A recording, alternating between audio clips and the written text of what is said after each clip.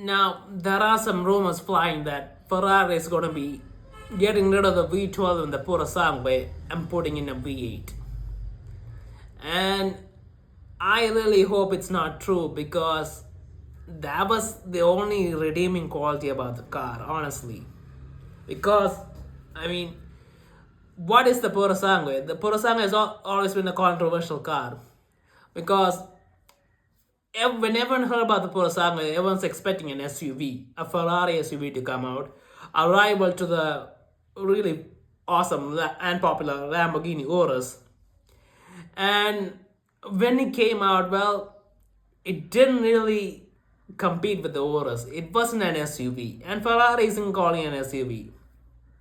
It's basically a Ferrari with four doors, two back seats, and it's a little. It looks like it's kind of like an SUV, but it's not an SUV. It's a four-door sporty Ferrari, and that was a bit controversial, honestly, because it felt like, to me at least, that Ferrari halfway through designing the Ferrari SUV, they decided they didn't want to make a Ferrari SUV, and that they were just going to make a four-door Ferrari. So it ended up being a mix of a SUV and a normal Ferrari. That's what I feel like when I see the Urus. And it didn't really have a exact purpose apart from carrying four people. It didn't have the utility that the Urus did. It could carry four people. It was sporty and it had good suspension, but that wasn't enough for people. Now, the one good thing they did do with the car was they decided to put in a natural aspirated V12 engine in it. And that was shocking because nobody really expected that to happen. Everyone was expecting it to be a twin turbo V8 or something, to be a direct rival to the Urus. But no, they decided to put in a natural aspirated V12 engine that puts out 700 and something horsepower that everyone loved. Everyone loves that V12 Ferrari engine. And that was honestly a good enough reason to make people buy the Purosangue just for the engine. Because that engine is awesome. The engine has a fan base of its own. And because of that, the Ferrari Purosangue, I think it did reasonably well. Now, it was expensive. It was a four-door Ferrari. So it was above $400,000. But still, for the V12 and the Ferrari badge, people were going to buy that car. But if they end up taking the V12 out and putting in a V8, probably a turbocharged V8, yeah, I don't know what would be the incentive for anyone to buy the Purosangue now. I mean, a V8 Purosangue, well, that's basically competing directly with the Urus in terms of engines, and the Urus is gonna beat it. I mean, if you're comparing the two and they both have V8s, no way. I don't think anyone's gonna be that interested in buying the Ferrari unless they absolutely want the Ferrari badge. But still, even the Ferrari fans, I don't think they're gonna be that interested in the twin turbo V8 Ferrari. And it feels like a huge mistake.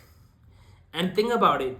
Anyone who's actually considering buying the Purosangue, I mean, they're gonna look at the engine and think, well, the previous people who bought the Purosangue got the V12, and they feel like they're really missing out, and they just rather end up buying a used Ferrari Purosangue with the V12.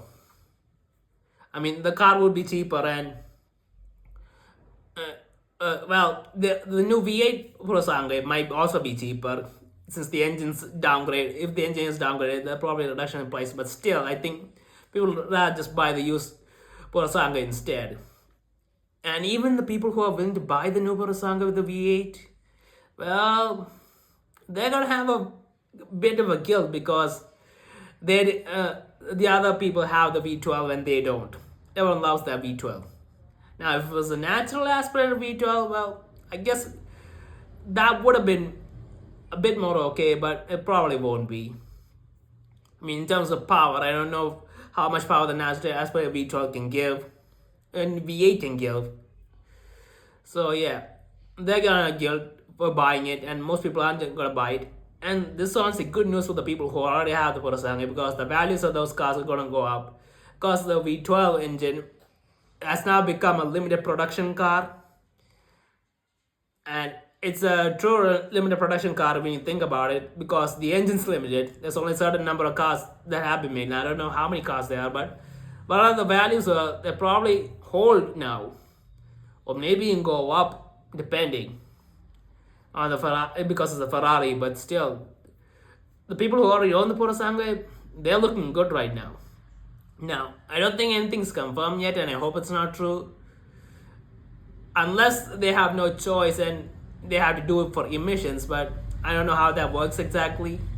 Do they have to just change the engine of the current model, or do they just have to change the engine for a facelift or something? But yeah, this is really concerning news, especially after what happened with the new Ferrari hypercar.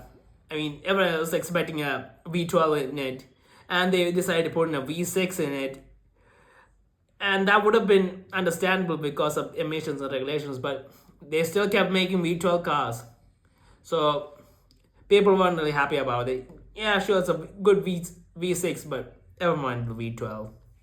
So I'm really concerned about the way Ferrari is moving right now, and well, I guess we'll have to wait and see what happens.